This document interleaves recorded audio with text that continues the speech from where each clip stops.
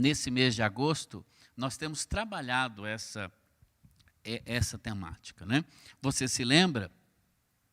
No primeiro domingo, nós trabalhamos a questão de Neemias capítulo 1 e capítulo 2, quando nós vimos ali, então, Deus nos chama para trabalhar com Ele, e não para Ele. Deus te chama para trabalhar com Ele. No segundo domingo, foi o domingo passado, falamos sobre a cooperação, baseado no capítulo 3 de Neemias, quando nós vimos que cada um teve uma tarefa importante numa parte do muro, para que todo o muro realmente fosse concluído no tempo propício. Hoje à noite, o nosso tema é exatamente como vencer o inimigo, ou resista ao inimigo, né? No nome de Jesus. Então, querido, esse é o tema da nossa noite. Eu queria que você abrisse sua Bíblia aí na sua casa, no capítulo 4 do livro de Neemias. Eu quero que você fique com a sua Bíblia aí, hoje. Amém? Porque eu estou até pedindo para o pessoal não passar ali os textos. Não é isso mesmo? Porque o povo precisa ler a Bíblia. O povo precisa abrir a Bíblia em casa e ler a palavra de Deus. Então, abra a sua Bíblia, pega a Bíblia mesmo de papel lá, dá uma soprada nela para tirar a poeira e vamos ler a palavra de Deus. Não pode perder o contato com a Bíblia, não. Neemias, está no Antigo Testamento, depois dos livros de Reis, Crônicas, por ali, logo depois vem o Neemias, depois de Esdras, né? Abra aí no capítulo 4. A nossa meditação nessa noite, ela se baseará em todo o capítulo 4 do livro de Neemias. Mas, por agora, eu vou ler apenas alguns desses versículos. Vamos ler por hora do versículo 1 até o versículo de número 3. Amém? Neemias 4, de 1 a 3, é assim que lemos na palavra do Senhor. Quando Sambalate ouviu que nós estávamos reconstruindo a muralha, ficou irado e indignado e começou a zombar dos judeus. Na presença dos seus irmãos e do exército de Samaria, ele disse: o que é que esses fracos judeus estão fazendo? Vocês vão permitir que eles continuem?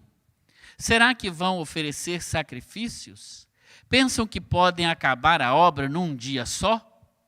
Será que as pedras que foram queimadas, presta atenção nessa parte, será que as pedras que foram queimadas poderão renascer daqueles montões de pó? E Tobias, o amonita, estava com Sambalate e disse: mesmo que reconstruam, se vier uma raposa, derrubará aquelas muralhas de pedra. Que Deus abençoe a sua palavra em nome de Jesus. Já aconteceu com você de ter um plano em mente ou de começar a executar alguma coisa e não aparecer ninguém para ajudar? Mas na hora que você já está executando, você já está fazendo aquilo, aparecem os chamados engenheiros de obra pronta para vir dar palpite. Podia ter feito assim, podia ter feito assado. E pessoas que às vezes apresentam críticas que realmente não são construtivas, não são opiniões que vão ajudar no seu projeto, seja ele qual for.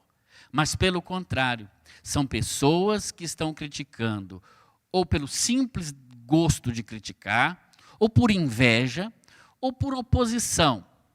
E isso acontece conosco no nosso trabalho, isso acontece conosco muitas vezes até na nossa família, e infelizmente acontece conosco até na igreja. Esse tipo de gente acaba atrapalhando o projeto que Deus tem para a nossa vida. Os inimigos agora, depois de um muro estar chegando na sua metade, os inimigos de Neemias agora, eles estão então trabalhando contra e tentando tirar os judeus e Neemias de cabeça. Ou seja, tentando atrapalhar o projeto que Deus tinha colocado no coração de Neemias. Os inimigos, eles sempre surgem, e às vezes surgem de dentro. Às vezes eles surgem nas fileiras daqueles que deviam estar apoiando o projeto, daqueles que deviam estar abraçando o projeto, mas eles surgem de onde nós menos ou esperamos. Assim é que há 3, pelo menos, condições ou lições que nós podemos tirar dessa lição para resistir o inimigo.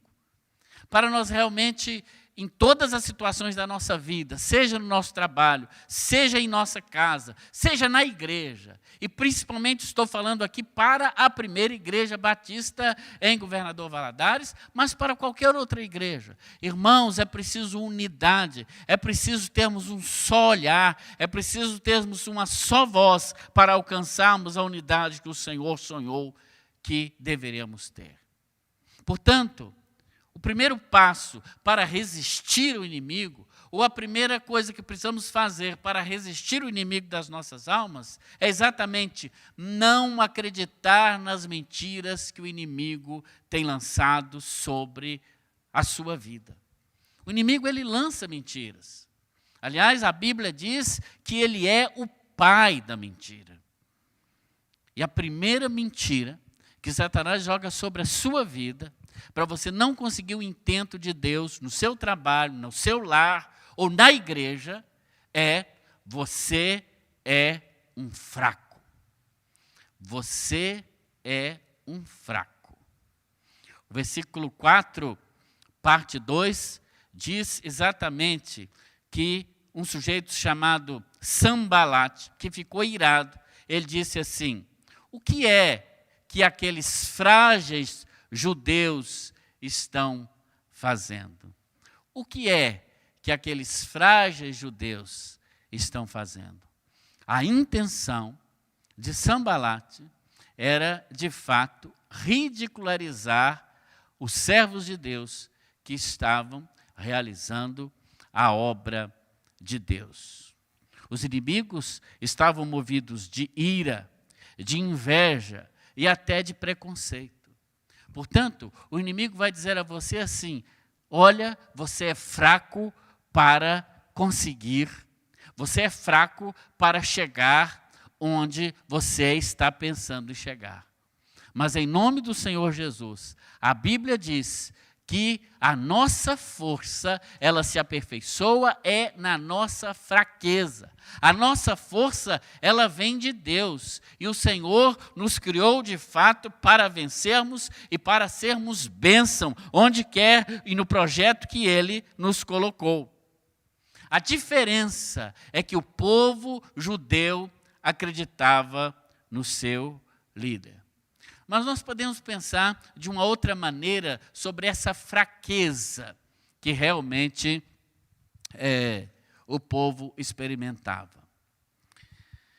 Certamente você já ouviu a expressão "a carne é fraca", não já?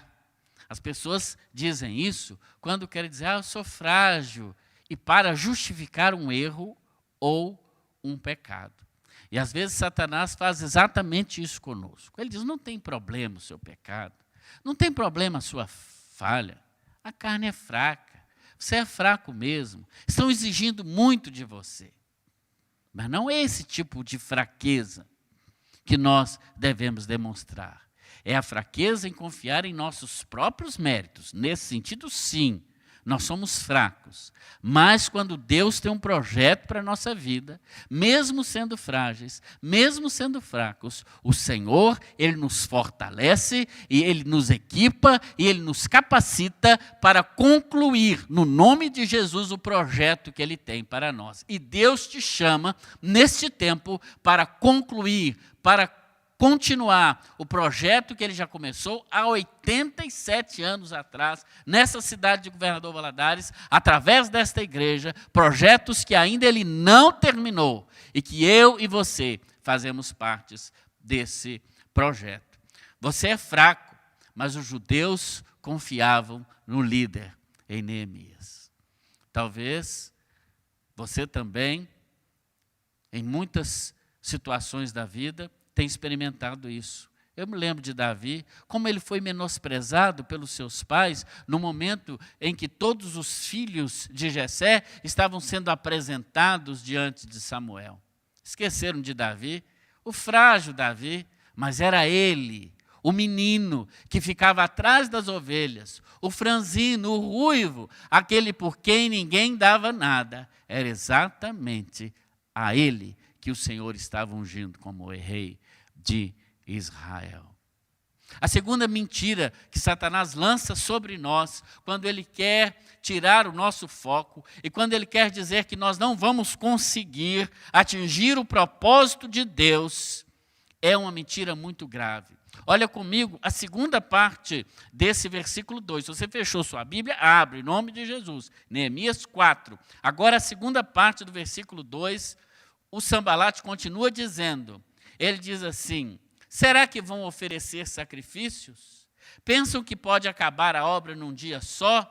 E olha, presta atenção no finalzinho. Será que as pedras que foram queimadas poderão renascer daqueles montões de pó? Olha que figura interessante. Neemias certamente iria aproveitar aquelas pedras que já faziam parte do muro e que estavam queimadas, porque os muros de Jerusalém tinham sido destruídos e queimados a fogo.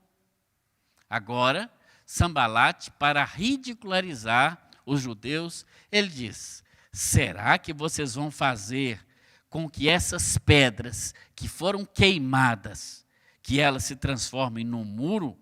Será que elas vão, olha a expressão interessante, será que elas vão renascer daqueles montões de pó?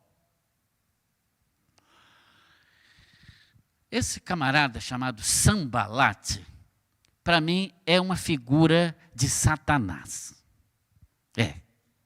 Além de ser usado por Satanás, é uma figura do que Satanás faz conosco hoje. Satanás lança dúvidas sobre os projetos que Deus tem colocado para a sua vida, para a sua família, na sua vida de trabalho profissional e também na vida da igreja. Ele lança dúvidas. Será? Será que vamos conseguir? Aqui, por exemplo, desde quando cheguei, eu sei que muitos irmãos têm um desejo muito grande de construirmos aqui um outro templo aqui na primeira igreja de Valadares. Isso já é um sonho do meu coração. Quero dizer que eu já estou sonhando com isso. Em nome de Jesus. Mas Satanás vem e diz: será? Será que disso tudo que está aí nós vamos conseguir? Ele lança dúvidas, como ele tentou lançar dúvidas em Jesus Cristo, quando na tentação do deserto, ele vai tentando o Senhor Jesus.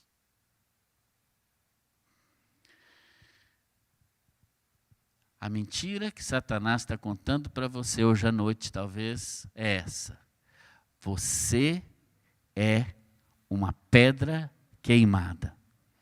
E ele está perguntando: será que vão conseguir ressuscitar dessas pedras de construção, ou pedras que estavam ali caídas, daqueles montes de entulho e de pedras queimadas? O que você acha? Será que Deus pode fazer, como diz essa tradução aqui, que é a Nova Almeida atualizada da Sociedade Bíblica do Brasil? Será que o Senhor poderá fazer renascer dos montões de pedra queimada coisa boa? Será? Será? Olha aqui para mim, em nome de Jesus. O que talvez é uma pedra queimada? Uma pedra queimada é uma pessoa que servia ao Senhor com aquele vigor, com aquela alegria, com aquele amor no coração, mas hoje não serve mais. Hoje está apagadinha. Hoje se enrolou com os negócios dessa vida, com a vida profissional, com a vida estudantil, e não leva mais com o mesmo vigor aquele ardor que tinha no coração. O que é uma pedra queimada? Uma pedra queimada é aquela pessoa que conheceu o Senhor um dia, até se alegrou, talvez foi até batizada um dia, mas depois foi se arrefecendo na fé, foi largando de lado, ficou queimada. Ficou queimada por alguma coisa.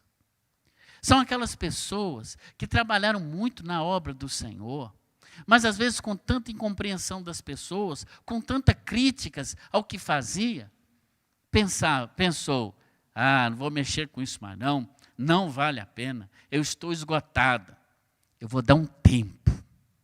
Pedra queimada são pessoas que em algum momento da história foram rejeitadas, talvez por um pai, por uma mãe, foram rejeitadas num trabalho, na escola, foram rejeitadas até mesmo na igreja, por um líder que pecou contra ela, e ela se fechou, e ela se queimou, e não mais querem trabalhar na obra do Senhor.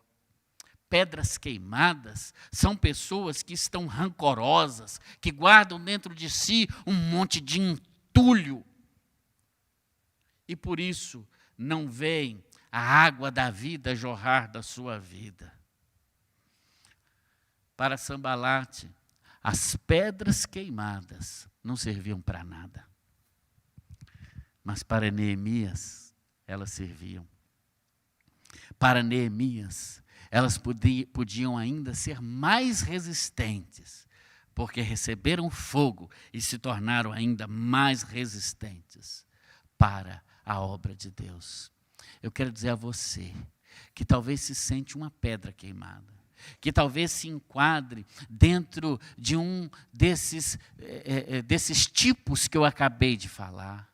Talvez você foi queimado ao longo da caminhada cristã por algum líder que não te compreendeu. Talvez você foi queimado dentro da sua família e tem resistência a seu pai, sua mãe ou etc. Porque um dia recebeu uma crítica muito ferina, muito dura e deixou-se queimar. E agora pensa, não presto para mais nada, não sirvo para mais nada, tem gente melhor do que eu. Mas isso é uma mentira de Satanás.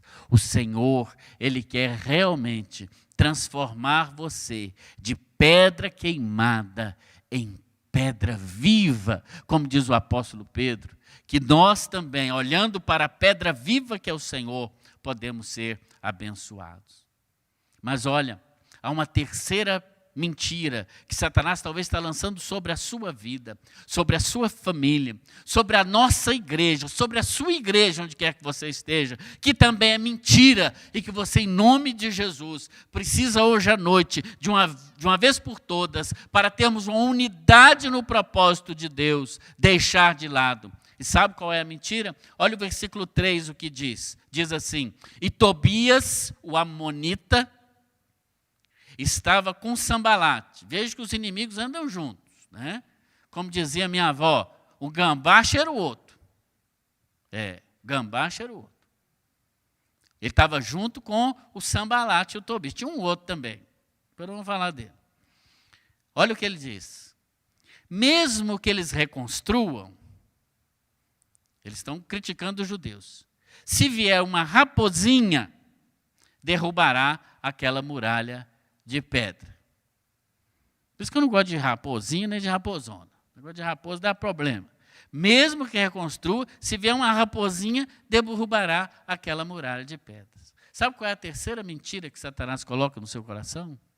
É essa. Você é pequeno demais.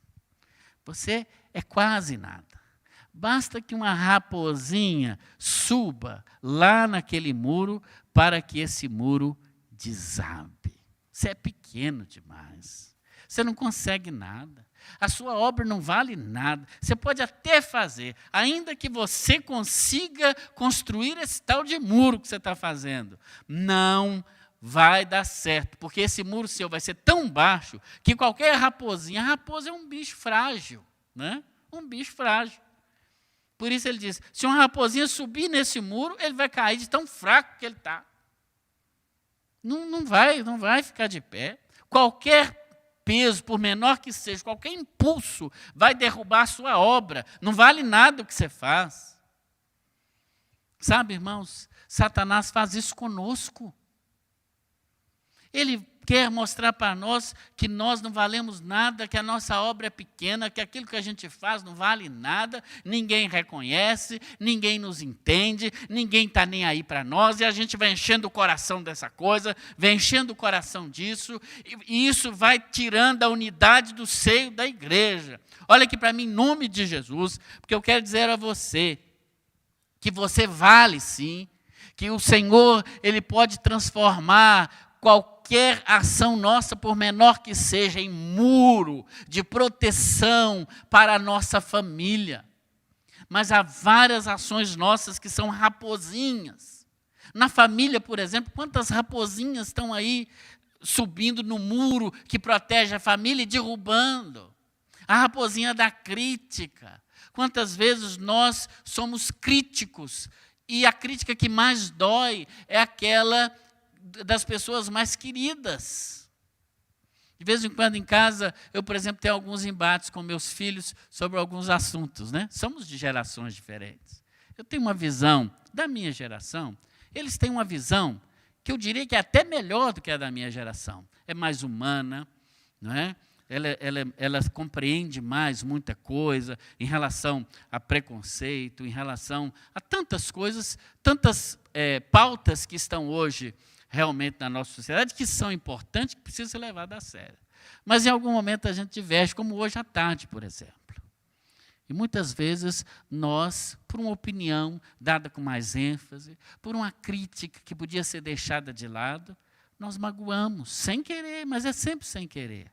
Mas aquela crítica que vem de um ente querido, de um pai, de uma mãe, de um filho, ela dói mais. Ela dói mais. É a raposinha que tenta destruir a unidade da família, que tenta destruir esse muro de proteção que nós mais queremos fazer. A raposinha da mentira, que entra na família e, às vezes, mentiras pequenas mentiras que nós vamos aceitando. A raposinha do ciúme, a da inveja, então, da murmuração, quanto nós murmuramos.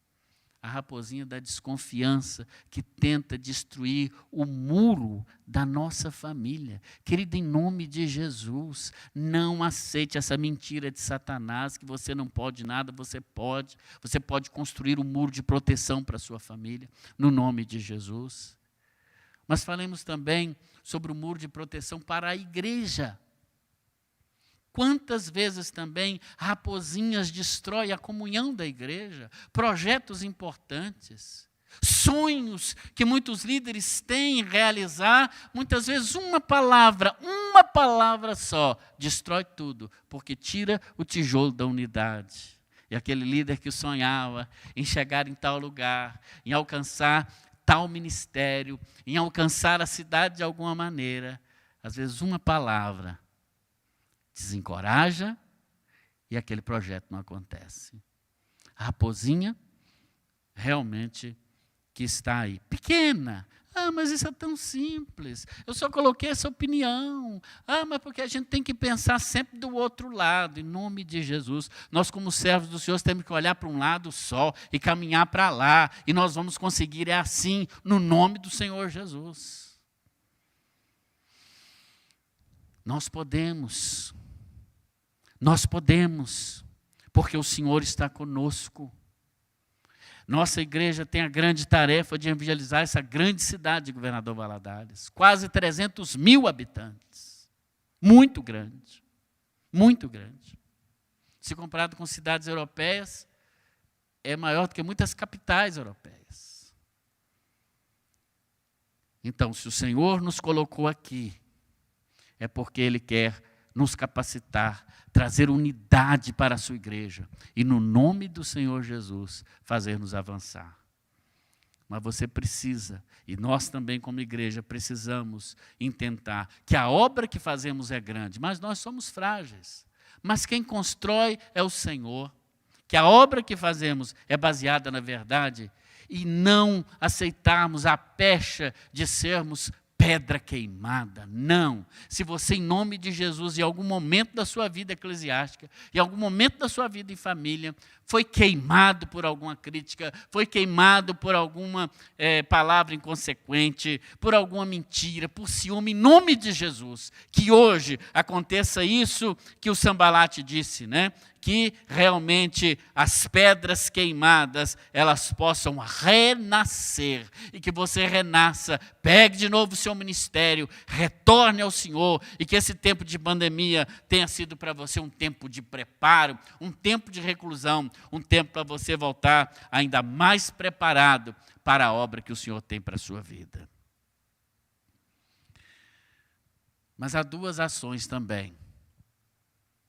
Além de nós entendermos que nós precisamos enfrentar o inimigo, dizer não às suas mentiras, há duas ações que o capítulo 4 nos ensina.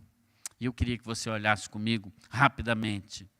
A primeira delas está no versículo de número 7.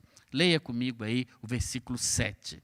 Diz assim: quando Sambalate, que é esse abençoado aqui, e o Tobias, que é o outro que falou o negócio de pedra queimada, e os árabes, veja que tem mais gente, os amonitas, olha os nomes das pessoas, os asdoditas, não deve ser gente boa, ouviram, olha, que a reparação das muralhas de Jerusalém ia adiante, e que já começava a fechar-se as brechas, eles ficaram muito irados.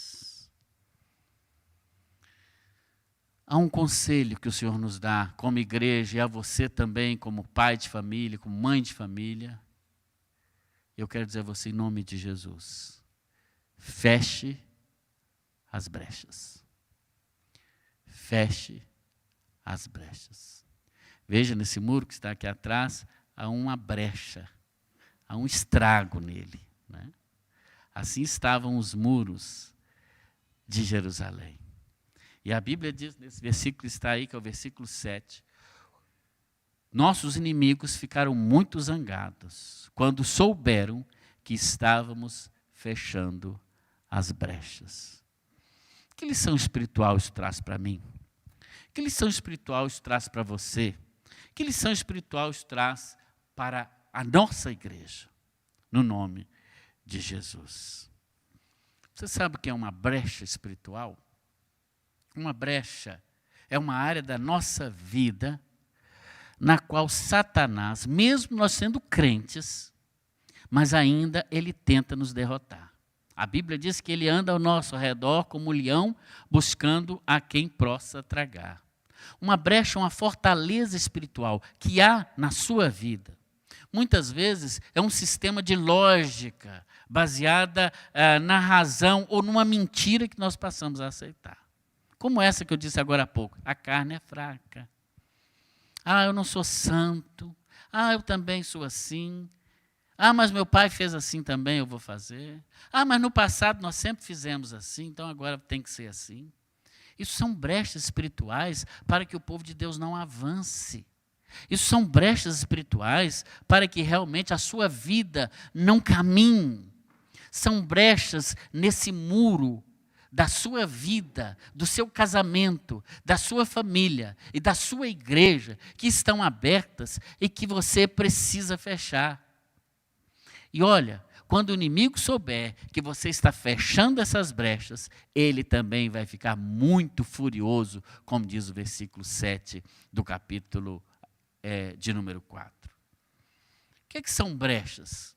São exatamente fortalezas. Por exemplo, algumas pessoas têm na sua vida vícios. Vícios são brechas. Se você tem algum tipo de vício, em nome de Jesus, você precisa deixá-lo. O que são brechas? Brecha é rebeldia, por exemplo, de filhos em relação aos pais. Nós temos visto hoje filhos rebeldes, desobedientes, respondões,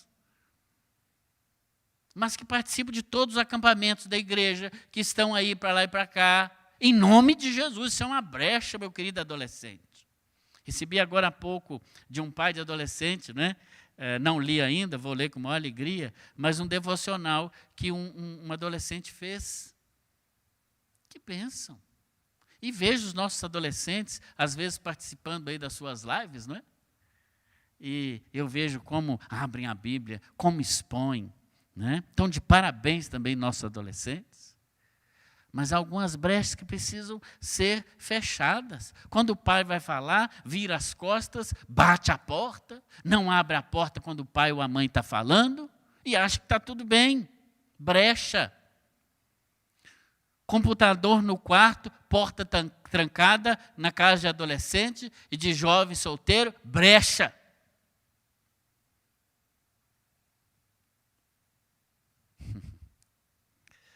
Brecha é falta de perdão. É quando você não perdoa, acalenta ódio no coração. Brecha é avareza. Pessoas que querem ficar rico a todo custo, chama avareza. Brecha são brigas conjugais constantes por pequeninas coisas, que o casal precisa sentar e superar. Superar, sabe? Tem coisas, nós vamos fazer, eu e Elisandra, 25 anos de casamento agora, no dia 6 de janeiro de 2021. 6 de janeiro, 25 anos. E tem coisas em relação a ela que eu já desisti. Já desisti. E eu tenho certeza que tem coisa dela em relação a mim que ela já desistiu, não adianta. Né? Adianta. Uma esposa, certa vez, não aqui, mas falava comigo, pastor, eu gosto de ir para o cinema, e meu marido não gosta, ele gosta de ir para o futebol. E eu não gosto de ir para o futebol. Falei, irmã, desencana em nome de Jesus, deixa esse bendito ir para esse futebol, você chama os seus amigos e vai para o seu cinema. E depois vocês ficam felizes, todo mundo. Por que você tem que ele tem que fazer o que você quer? Desencana disso, em nome de Jesus. Tem coisa que a gente tem que deixar. Não, a gente fica batendo na tecla. A gente sabe os assuntos, né, do casal que vai criar problema. É mãe, a sua família, mas a sua família. Às vezes está num assunto entre os dois. Daqui a pouco bota a família no meio, que tem nada a ver uma coisa com outra. Vocês estão lá bem tranquila, a família, longe, feliz, e você está trazendo eles para dentro da sua casa para trazer confusão. Brecha. Orgulho. Pessoa sabe vender na rua. Brecha. Crítica negativa. Incredulidade e tantas outras. Brechas na igreja do Senhor Jesus. Falta realmente de humildade. Então, você precisa resistir o inimigo, não crendo nas suas mentiras, mas você precisa fechar brechas na sua vida. Ah, pastor, eu não sei. O Espírito Santo sabe. Peça a Ele.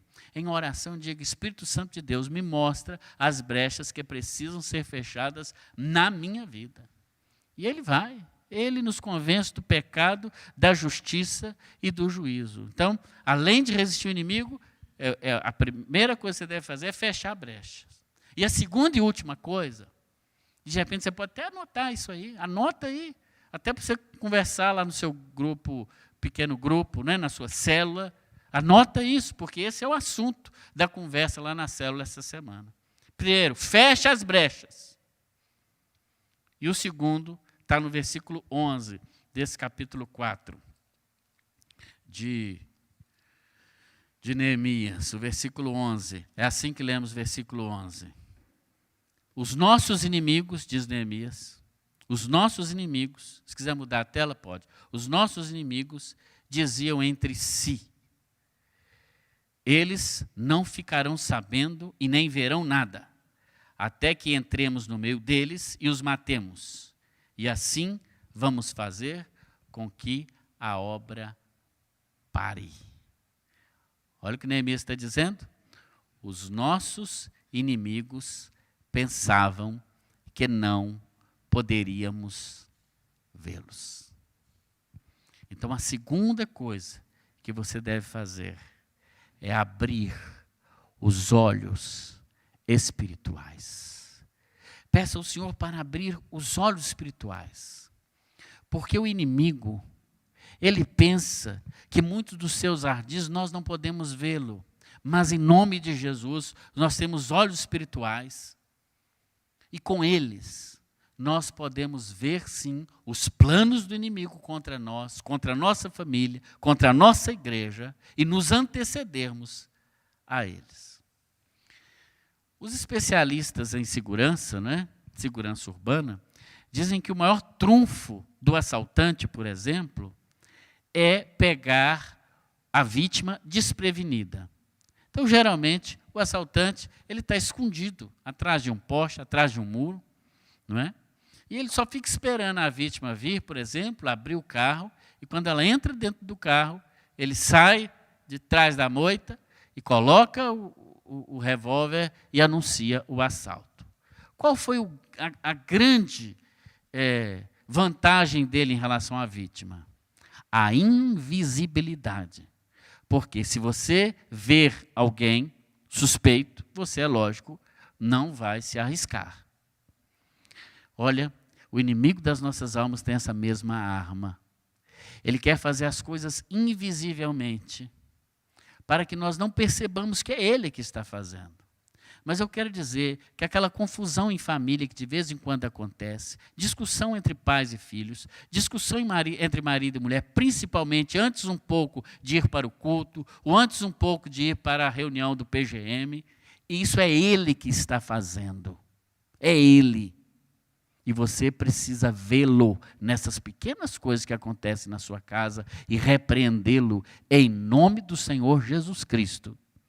E realmente ter uma vida que resista ao inimigo. A melhor maneira de você resistir, então, é pedir a Deus para abrir os seus olhos, para ver nas pequenas coisas ações de Satanás, para destruir você e a sua família e a sua igreja. Você vê também na igreja do Senhor Jesus algumas atitudes suas mesmo, porque é preciso nós olharmos para nós mesmos antes de vermos o erro do outro. Pedro, por exemplo, estava no corpo apostólico, e quando ele tenta convencer Jesus de não ir para Jerusalém para morrer na cruz, o próprio Jesus diz a ele: para trás de mim, Satanás. Não que Pedro fosse um Satanás, mas ele estava agindo sob a égide, ou sob a inspiração do inimigo. E pode acontecer que na nossa casa, e até, pasmem, na nossa igreja, nós também sejamos instrumentos com essa finalidade. Portanto, você precisa pedir ao Senhor que abra os seus olhos, falando do ladrão em relação às ovelhas, mas é também uma figura de Satanás. Mas olha aqui para mim, em nome de Jesus, eu tenho uma notícia para você. É que nós também temos armas, e as nossas armas, elas são invisíveis. Veja o que diz Paulo aos Coríntios, na segunda carta, no capítulo 10. Pode colocar aqui, irmão. No capítulo 10, versículos 4 e 5. Está com problema? Então abra aí na sua Bíblia, em nome de Jesus. Diz assim: as armas que usamos na nossa luta não são armas do mundo. São armas poderosas em Deus, capazes de destruir fortalezas. E assim, diz o apóstolo Paulo, destruímos ideias falsas e também todo orgulho humano que não deixa que as pessoas obedeçam a Deus. Dominamos todo o pensamento humano e fazemos com que ele obedeça a Cristo. As armas da nossa milícia não são carnais, mas são armas poderosas em Deus. Você tem armas poderosas em Deus, que Deus quer usar em nome de Jesus, e você precisa se apoderar delas. O apóstolo Paulo, por exemplo, fala sobre a armadura, não é? A armadura em Efésios. Você precisa, em nome de Jesus, fechar as brechas e abrir os olhos espirituais para resistir àquelas mentiras do inimigo que eu falei no início. Agora eu quero concluir essa palavra te dando alguns conselhos, meu querido, minha querida, em nome de Jesus. Em primeiro lugar, a palavra de Deus aqui em Neemias nos ensina que nós devemos romper com todo o medo. Você não precisa ter medo. do novo de Deus na sua vida. E deve proteger sua família.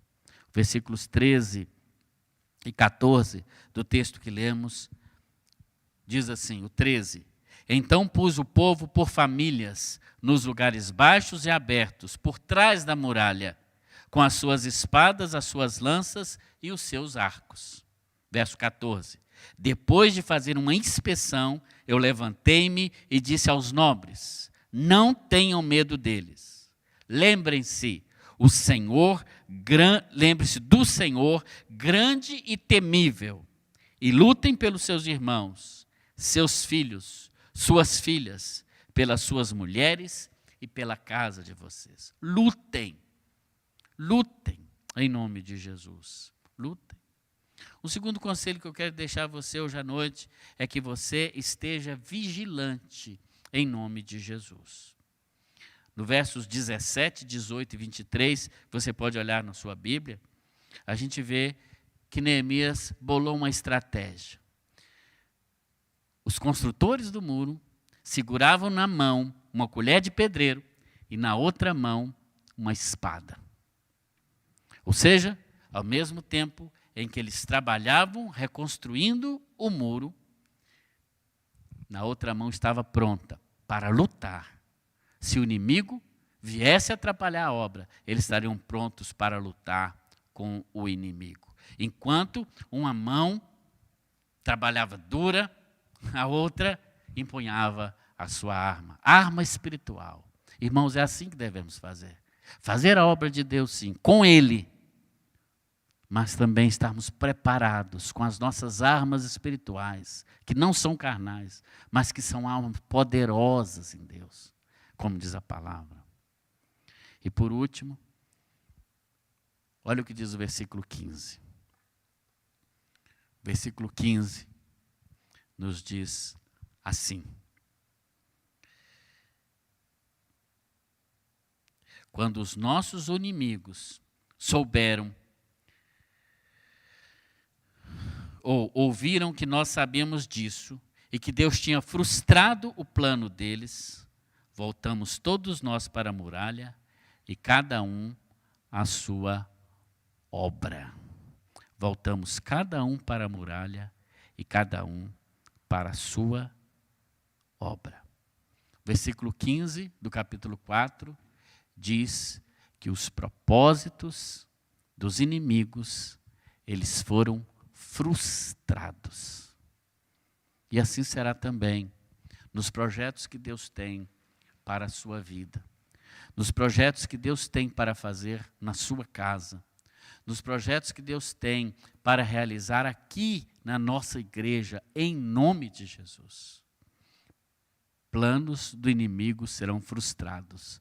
E diz o versículo 15, e cada um voltou para a sua obra e continuou a trabalhar. O muro ainda não terminou. Semana que vem nós vamos terminar o muro, no capítulo 6.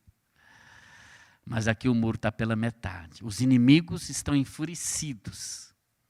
Mas o povo de Deus aprendeu as lições de não acreditar nas mentiras de Satanás. Deus pode ressuscitar pedras queimadas e transformá-las em pedra viva. Mas é necessário que você feche as brechas da sua vida. Qual que é a área frágil da sua vida que Satanás talvez? Peço ao Senhor para abrir seus olhos. Como Eliseu pediu para Deus abrir os olhos do seu ajudante. Abra os olhos, Senhor. Porque mais é os que estão conosco do que os que estão com eles. Peça a Deus para abrir seus olhos. Querido, há tanta coisa boa, maravilhosa de Deus que Ele quer te mostrar. Ele quer que você veja. Ele quer que você sinta a atmosfera dEle à sua volta. Porque Ele quer te usar. Em nome de Jesus. Em nome de Jesus. Faça isso agora. Eu quero orar com você agora. Daqui a pouco o pastor Alessandro vai orar pelos pedidos todos que estão chegando. Mas eu quero orar especificamente pelas decisões que você precisa tomar hoje à noite. Em nome de Jesus. Estamos falando de unidade da igreja do Senhor. E é necessário que essa unidade, para que essa unidade aconteça, que essas coisas você corrija na sua vida. Não acredite nas mentiras de Satanás, mas acredite no plano de Deus para você. Deus tem um plano para a sua vida, um plano de bênção, um plano de reconstrução da sua casa, um plano de reconstrução do seu casamento. Toma posse dessa palavra.